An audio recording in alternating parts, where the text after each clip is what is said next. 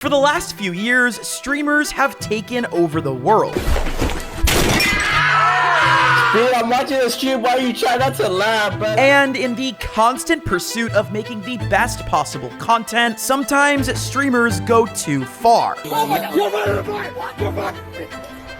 Today, I will be talking about 4 streamers who got banned, canceled, and even arrested, all because they went too far trying to get views. Our first streamer is Stable Ronaldo. Ron is one of the biggest streaming names to come out of the game Fortnite, and ever since switching over to IRL content and joining FaZe, he has seemed unstoppable. His streams get insane amounts of views, and he's making some pretty crazy and entertaining content. If you've been following Ron for a while, you would also know that he loves cars and making content about them. He even has a full second channel talking about his cars called The Stable. And this channel doesn't just highlight some normal cars that you or me might drive, it shows off some of the most expensive cars in the world. These cars are not just designed to look good, but also to be able to go incredibly fast. So sometimes you want to go and show off the speed of your cars and drive a little bit above the speed limit. Or in the case of Ronaldo, a lot. And since Ron does a lot of IRL streaming, sometimes he chooses to drive above the speed limit while also streaming on Twitch. One of these times was on June 25th of 2024, where Ron live streamed himself driving recklessly through LA traffic.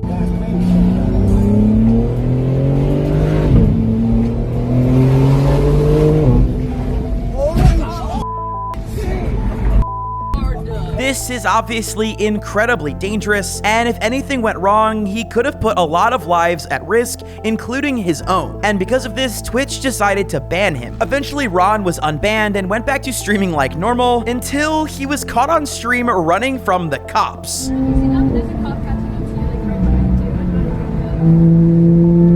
Okay, I might have exaggerated, but although it's clear here that he's not on an active police chase, you'd think that him having a cop right behind him might be a deterrent from driving this speed, especially since last time he did this live on stream, he got banned. And although Stable Ronaldo has gotten unbanned and has seemed to improve his behavior a little bit when it comes to driving on stream, the next person we're going to talk about is way more reckless on the road and even almost died in a car accident live on stream. Jack Doherty started making videos back in September of 2016 when he was just 12 years old. His channel grew quickly, and by January of 2018, he had already hit 1 million subscribers. He started off by making silly little challenges and prank videos, but as he got older, his content got slowly crazier. And that might be a little bit of an understatement, because this guy has genuinely become the most hated content creator perhaps of all time, and for good reasons. He takes clip farming to another level. It's more than just fake drama or embarrassing himself in public, it's borderline harassment. And although he has done a ton of bad things, I'll save most of it for another video because there's something specifically he did on stream that I want to talk about. On October 5th of 2024, Jack was doing an IRL live stream on Kick. Look at that. Look at that fog. We're going in here. Oh my gosh, I can't see anything. It's terrifying. It was a rainy fall day, and Jack was absolutely booking it down the highway in his very expensive and even faster McLaren. You can't see shit. I'm most likely going to crash this car. No, I'm kidding. Hopefully not. And the airbag I don't even think works. I'm cooked. Also, this is besides the point, but can we take a moment to look at the absolute horrifyingly ugly wrap he has on this car? What is that? Who goes into a dealership or a detailer and asks for that? It kind of feels disrespectful to the car, but whatever. Let's get back to the point. Jack was speeding down the left lane, passing car after car, all while looking down at his phone to read chat. That alone is incredibly dangerous regardless of what speed you're going, and Jack was moving very fast. Because of the multiple stupid decisions being made in this clip, things started to go wrong. Jack would lose control of the car and send it spinning into the railing of the highway. Whoa! Whoa! No! No! No! Bystanders had to come and save him from the car, and they even had to break the window to carry him out. Help! Help! Help! Break the fucking window! Oh! Oh! Help! Oh, can you hold it? Honey. Oh! No, my fucking car, bro. Vamos, baby. Vamos. Jack gets out of the car and immediately continues filming, and that's when he pans to his cameraman Michael, whose face looks basically drenched in blood, and asks Michael to hold the phone and keep filming. Are you okay? Holy Michael, here. Michael, do you have your film on that phone too? The two went to the hospital after, and Michael, the cameraman, ended up needing stitches in his head. He's getting stitches right now. But obviously, the whole situation caused a lot of controversy. With Jack driving way too fast, reading his chat while driving, and putting so many people in danger, it's no doubt why people hated this. However, that wasn't even the worst of all of it. In fact, the people on the internet were most angry at Jack for asking his cameraman to continue recording after he got injured. And I think this backlash was definitely justified. He basically seemed like he cared more about his car than his actual friend and employee. However, getting public backlash was not something that was new to Jack at this point, and what really mattered in this situation was that this stupidity finally got him banned from Kick. Unfortunately, however, Kick would be stupid enough to unban him just a few months later. However, he was quickly banned again, this time for stream sniping somebody IRL, which we're not even gonna get into today, because we need to talk about the next person on this list who literally got kidnapped trying to make content, and his name is Arab. Arab, as many of you may know, was once a professional Fortnite player and coach, but now he's been doing traveling content where he goes to some of the most dangerous places in the world and gives us all an inside look. He first got into IRL content and streaming back in 2021 after he quit Fortnite, and little did he know this decision would change his life forever. He started off making relatively basic IRL content like tasting fast food items. We're back for the full Chick-fil-A menu challenge. And going to Vegas buffets. You got the wallet? You ready for this?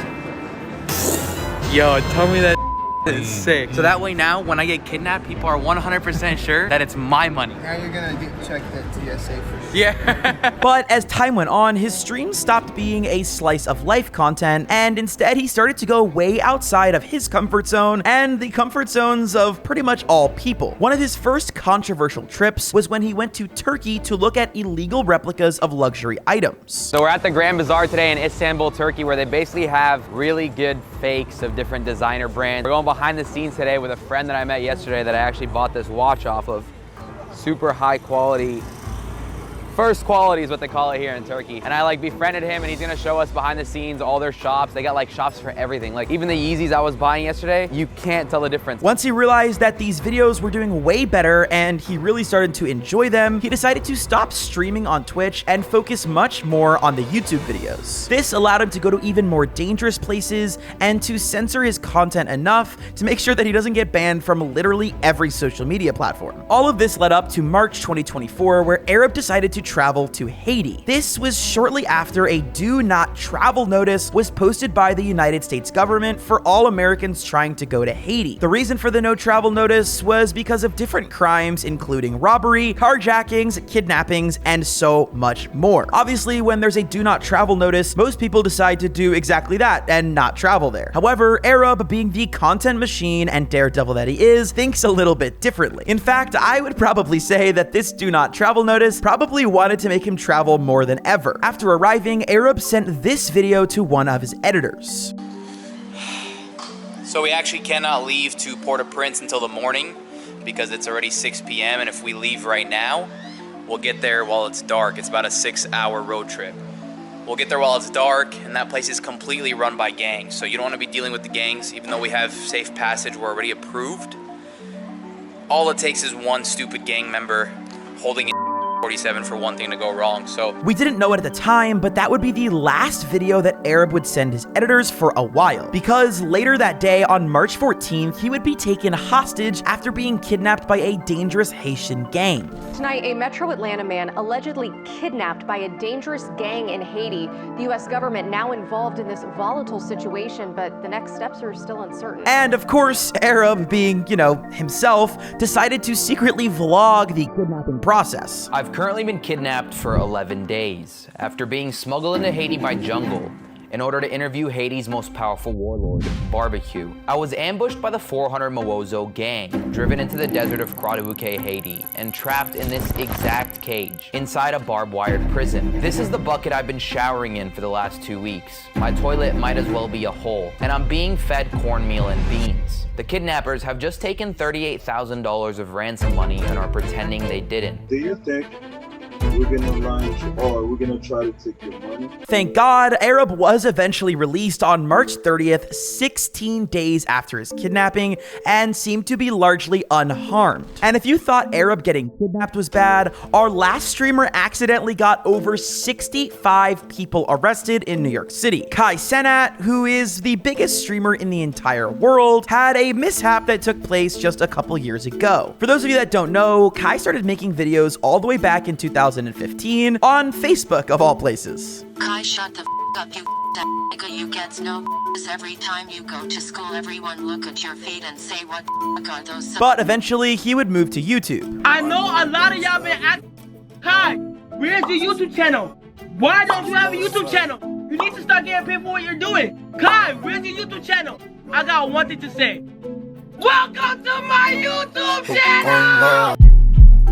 And then, of course, as probably all of you know, Kai absolutely exploded once he started streaming on Twitch. But his popularity came with some unexpected results, because on August 4th of 2023, Kai Cenat was supposed to have a New York City event where he was meeting up with fans and giving away a bunch of PS5s. And although on the surface this seems like just a cool, kind thing to do, he decided to hold this event in Union Square without bothering to get a permit or warn anybody that all of his fans would be showing up there. Kai, not realizing how big his platform had actually gotten, decided to post a bunch of advertisements on his social media promoting the giveaway, thinking that just a few people, or maybe just a couple hundred, would show up to meet him. However, that could not have been farther from the truth. Thousands, and possibly even tens of thousands of people showed up to New York City, and more specifically, all collected in Union Square to meet Kai Cenat. For those of you that aren't from New York, Union Square isn't that big. It's just a small patch of grass in a very big city, and it certainly is not prepared for thousands of rabid fans. Despite the huge crowd, Kai still intended on doing his giveaway. Welcome to New York, bro. I'm telling you, it's a lot of y'all out there right now. Everybody who's out there, make sure y'all safe. Appreciate everybody who popped out for y'all, bro. We gonna make sure it's safe. Bro, we're not gonna do nothing until it's safe. We gotta make sure it's safe. Everybody's good. After him and his team thought it was safe, they got out of the car, and things did not exactly go to plan, because Kai got absolutely mobbed as soon as he got out of the car.